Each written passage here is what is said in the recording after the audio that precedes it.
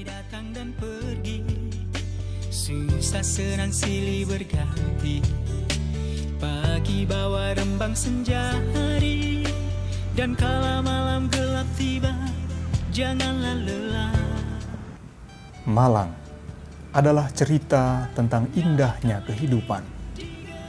Ramah dalam sejuk yang barangkali tak bisa didapatkan di tempat lain. Disinilah saya ingin temukan cerita. Cerita tentang cinta, cerita tentang keindahan, cerita tentang kehidupan. Cerita tentang Karmel, kebun anggur Tuhan, yang semestinya telah berbuah banyak untuk negeri ini. Kisah itu dimulai dari sini. Darimu kami datang dan kan kembali.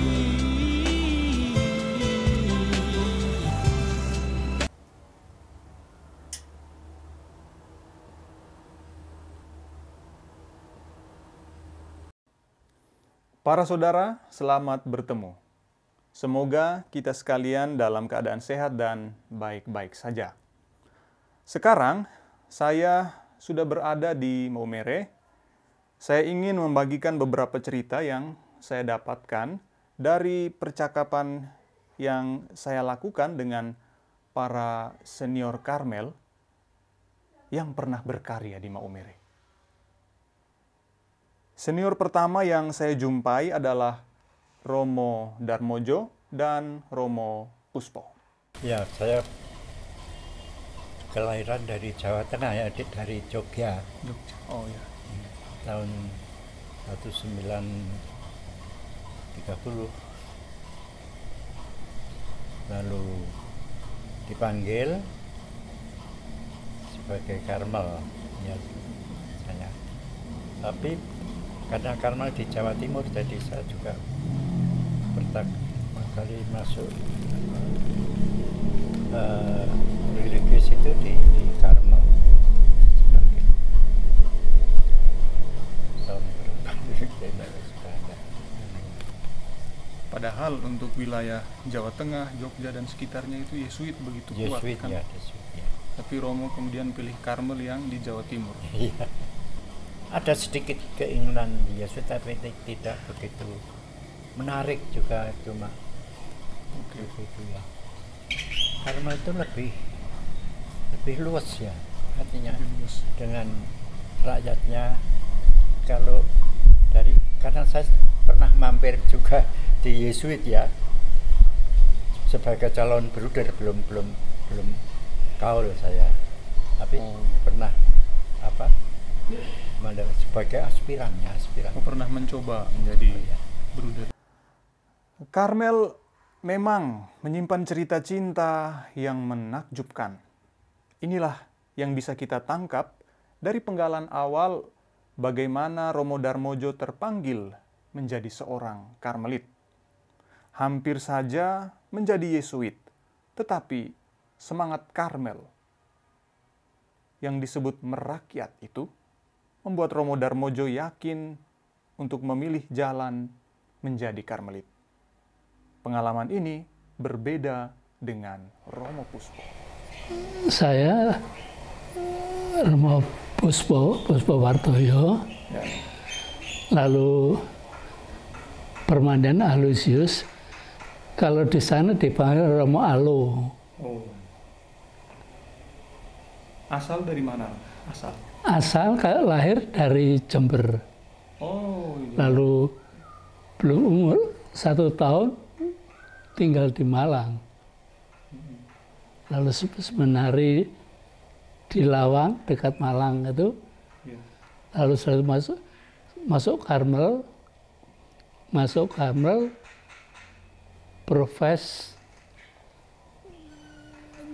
tahun 63. Sudah lama sekali. 63. 60 tahun lalu. Iya.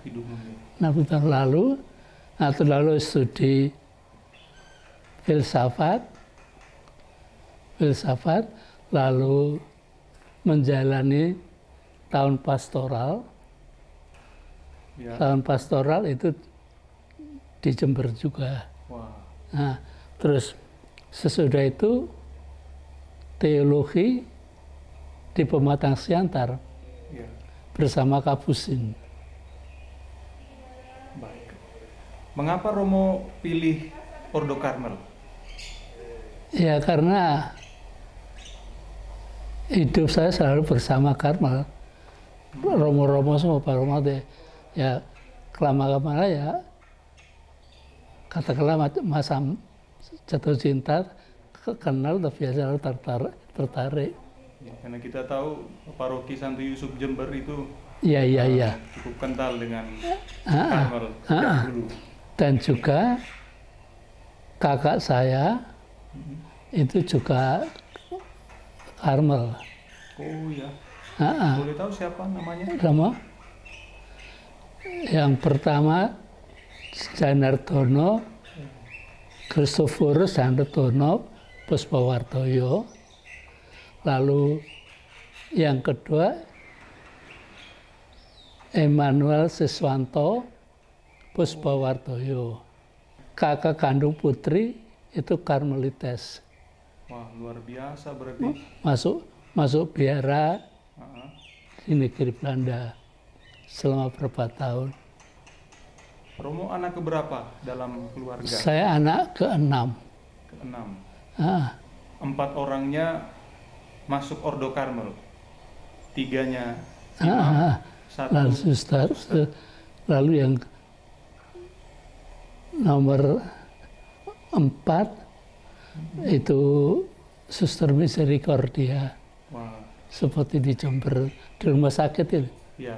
Ah, Apa yang Romo dan saudara-saudari Romo dapatkan di dalam keluarga sampai-sampai hampir semua anak itu masuk biara, jadi Romo, jadi suster. ya Rahasia Kalau apa saya di lihat- dalam keluarga? saya nggak tahu persis mengapa begitu. Iya. Hanya suasana keluarga, pendidikan orang tua. Bukan berarti orang tua menyuruh masuk. Orang tua tidak memaksa sama Oh sekali. tidak. Berarti anak-anak memilih Memilih sendiri. dan tentu hidup rohani itu sudah ditanamkan orang tua sejak di dalam rumah. Ya. Terus apa? Masuk seminari setelah SD itu. Setelah SD, berarti masih kecil-kecil itu. Iya, seminari ada di sini. Lalu SD, akhirnya masuk Novisiat Batu 1 tahun.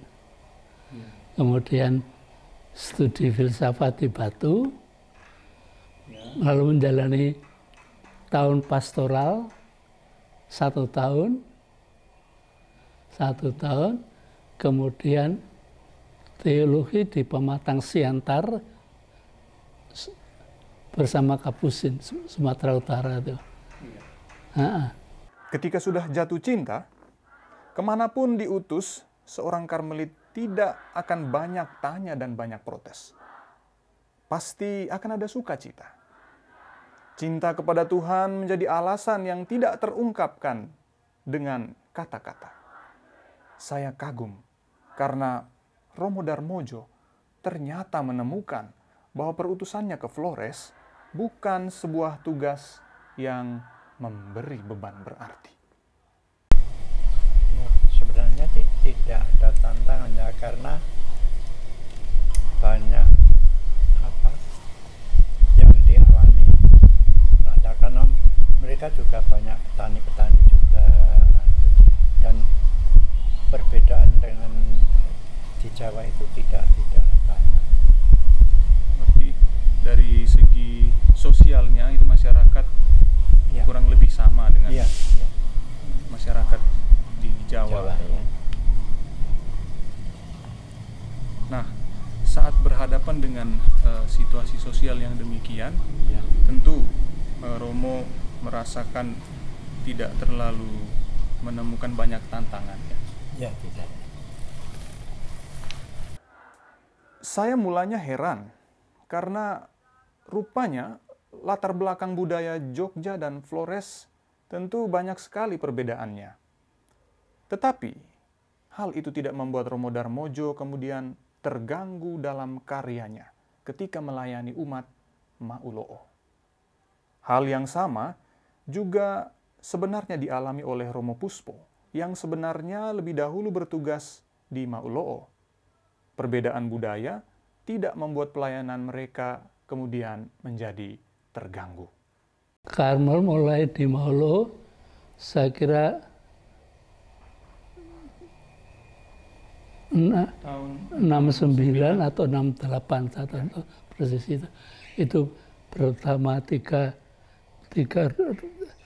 Romo, satu Bruder. Bruder sama Bruder Suraji. Bruder Suraji, Yakobus ya. Lalu Ignas Widodo, Frans Sarjono. Itu bersama itu 4 orang itu. Berarti saat Romo masih imam muda, lalu ditugaskan ke Ma'ulo'o, ketiga konfrater senior itu sudah lebih dahulu di situ. Oh, lebih dahulu ya. Baik, Romo. Oke. Nah, apa? Beda 4 tahun atau 5 tahun. Oh, mereka sudah berjalan 4 tahun, lalu Romo hadir di situ. Lalu tugasnya dari sana ya ikut ke stasi. Iya ya. Ulu Vio, Ulu Ara, Ulu Belah, Mas Ebewa, lalu yang besar itu namanya Nuaria. sekarang sudah jadi paroki. Ya, paroki Nuaria. Nuaria, lalu satunya Ulu Vio ya. Nah. Saya bandingkan waktu di Pematang Siantar, dia dulu daerah baru, orang Batak di Sumatera itu. Ya. Lalu bedanya sana subur, Ma'ulo'o daerah kering. Pada masa itu Kering, jalannya susah. Kalau hujan ya susah. Kalau Nggak hujan, debu, asap itu. Ada waktu Tapi saya berusaha menyesuaikan diri. Alam sana, makanan juga berbeda. Iya. Cara masak orang makanan berbeda. Tapi yang saya senang kan pinggir pantai toh. Pinggir pantai. Ikan-ikan yang segar itu yang saya senang. Salah satu hal yang menjadi tantangan dalam pelayanan sebenarnya adalah soal bahasa. Bahasa Lio menjadi bahasa yang penting bagi Romo Puspo ketika melayani umat Ma'ulo'o yang sebagian besar berbahasa Lio. Tetapi beliau mengakui Romo Sarjono, pendahulunya, lebih ahli dalam bahasa Lio. Bahkan bahasa Lio yang mendalam. Saya sempat mencoba menguji kembali ingatan kedua Romo senior ini. Romo masih sedikit mengingat bahasa Lio. Iya, sedikit ya. Bisa. Artinya mudah komunikasi dengan umat di sana ya. Terutama yang sepuh-sepuh yang kalau saya masuk gereja itu kan, lalu itu bisa merasakan seperti di Jawa sudahlah gitu. Kata atau kalimat apa yang masih Romo ingat? Kata apa ya? Makan gitu. Makan Ya, bahasa Lio-nya. Kan cuma makan itu ya apa aja itu. Oke. Lalu saya itu apa ya? Neku apa ya? Neku. Oke. Saya jadi kayak mengetes Romo ini. Maaf ya Romo ya. Ini menggali ingatan aja. Lalu kalau saya makan nasi, Romo bisa menerima? Ya. Neku atau makan juga. Ya. Ya nasi langsung, nasi kan nasi juga. Iya.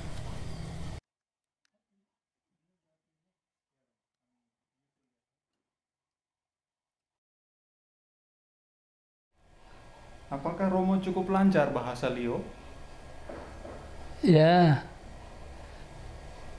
karena tidak begitu lancar, tidak begitu mendalam bahasanya seperti Romo Frans Sarjono itu, wah dia lancar, bisa bahasa tinggi, pepatah-pepatah. Saya hanya sampai sekarang hanya ingat Solo mai Solo keko mai leko pejo. Dan ini sering tercampur dengan bahasa Toba. Oh iya. Tapi dari segi bahasa, Romo tidak alami kesulitan yang berarti ya. Misalnya dalam memimpin misa, memberi khotbah, nggak kesulitan. Kalau harian ya bahasa Lio ya. Kalau Romo Frans Sarjono itu seorang bapak Pale. Iya. Ya. Yang kemudian anaknya jadi bupati. Saya tidak begitu mendalam. Untuk bicara-bicara. Romo Sarjono bicara bahasa tinggi. Romo masih bisa terjemahkan nggak? Saya makan nasi. Bahasa Lionya? Kaare. Iya. Aku, teneku. Aku mah kaare. Kaare, ya. Kaare. Ini ingatan masih membekas ya, Romo. Memang ada banyak informasi yang sulit saya dapatkan lebih jauh mengenai Maulo'o karena kemampuan Romo Darmojo yang sudah menurun lantaran usia. Tetapi, beberapa kisah menarik seputar pelayanan di Maulo'o masih bisa saya dengarkan dari Romo Puspo. Beberapa cerita yang menyadarkan saya betapa Maulo'o pada zaman itu adalah sebuah tempat yang membawa sukacita dalam diri seorang Karmelit.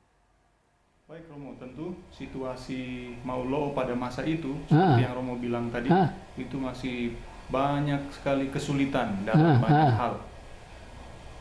Lalu mengalami sungai itu banjir itu. Kalau banjir besar, itu apa? Sungai apa namanya itu? Kaliwajo? Kaliwajo ya. Ada banjir kan Lekebai itu. Ya, menuju Lekebai. Itu. Waktu banjir jalan ya susah. Sudah ada jembatan di situ. Pada masa itu. Pada masa itu. Itu kalau kemana-mana itu pakai kuda atau jalan kaki atau ada kendaraan? Jalan kaki. Lebih sering jalan kaki? Lebih sering. Lalu kendaraan ya ada tuh kalau hanya ke Momere atau jalan-jalan ke mana? Matalugo. Ya, ke arah barat. Barat sampai ke apa? Ruteng itu. Jalan-jalan itu. Tapi berhari-hari ya. Karena jalan medannya. Ya karena rata lalu ke Matalugo depannya kan ada. Iya. Ada seminari sama. Tidak bisa langsung ke ND. Iya. Bermalam di sana dulu, tidak bisa langsung. Iya. Kandaran bersama-sama. Lalu kalau kita kembali ke masa-masa itu ya Romo, antara satu stasi dengan stasi lain itu kan jaraknya jauh-jauh itu kan. Misalnya dari Maulo'o ke Arawawo, lalu dari Arawawo ke Borneo. Dijemput atau dijemput, lalu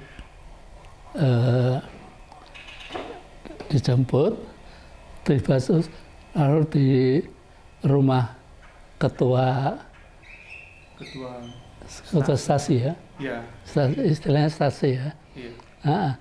Itu ya omong-omong, bicara-bicara, tidur juga situ, makan di situ. Iya. Tidak ada kamar khusus. Saya kira cerita kita masih akan terus berlanjut. Cerita ini masih panjang, bahkan sangat panjang. Ada beberapa catatan akhir yang kiranya memberi semangat untuk para karmelit muda yang masih berkarya dan akan terus berkarya. Ya, itu spiritualitas. Lalu spiritualitasnya mempengaruhi sehingga umat, oh ya kok karena melihat SPD atau ya kok projo kok lain. Tidak harus mempengaruhi umat, mempengaruhi ya. Spiritualitas kita. Ya? Mempengaruhi. Kanco gara-gara mempengaruhi tidak hanya tapi juga spiritualitas, cara karyanya juga, semangatnya mempengaruhi, persaudaraan. Ya. Jadi semangatnya tetap dijaga, spiritualitasnya dihidupi dengan baik supaya umat bisa melihat dan kemudian meneladani. Ya, Romo. Para saudaraku, saya kira episode pertama dari cerita panjang ini saya tutup di sini. Masih ada kisah lainnya yang akan menjumpaimu. Masih ada para senior yang akan bicara tentang hidup mereka, tentang Karmel yang mereka cintai, tentang Tuhan yang mengasihi mereka, dan tentang hari-hari depan yang mereka selalu impikan. Saya akan kembali lagi untuk berbagi denganmu. Salam hangat dalam Karmel. Tuhan memberkati.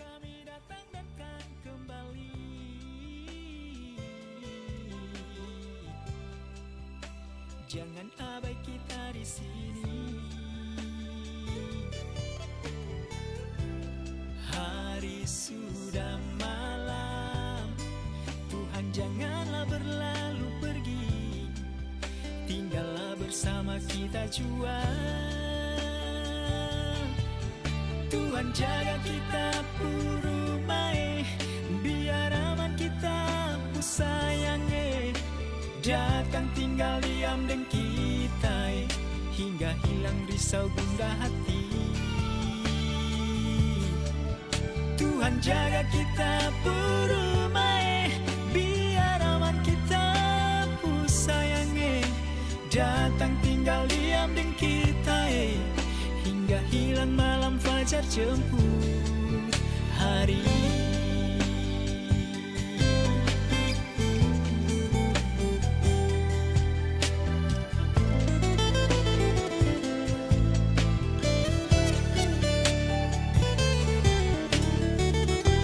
Jaga rumah, jaga sayangnya, jangan biarkan semua terpisah. Tuhan genggam erat tangan kita.